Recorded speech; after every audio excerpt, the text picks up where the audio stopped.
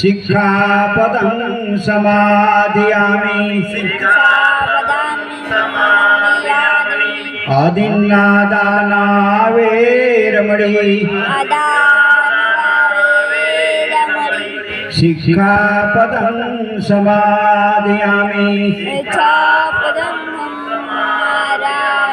कामेषु मिच्छाचारा वेरमणि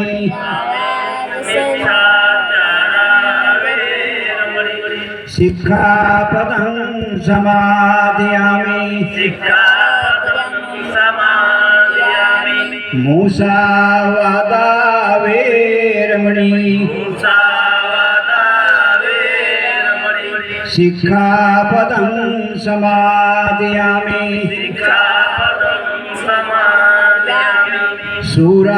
सूरामेरमज्ज पमादठना वेरमणि शिक्षापदं समादयामि इदं मे पुण्यमाश्वाक्यं वाङ्होतो इदं मे पुण्यं निब्बानस्पट्पट् मे पुण्यं सब्बे सत्ता सुखिता भवन्तु बुद्धं नमामि धम्मं नमामि संघं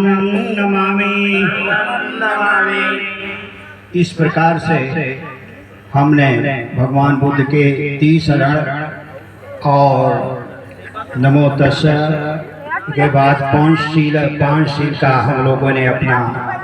उद्बोधन किया और आप लोग अपनी जगह पर बैठ जाइए। अब हम जो है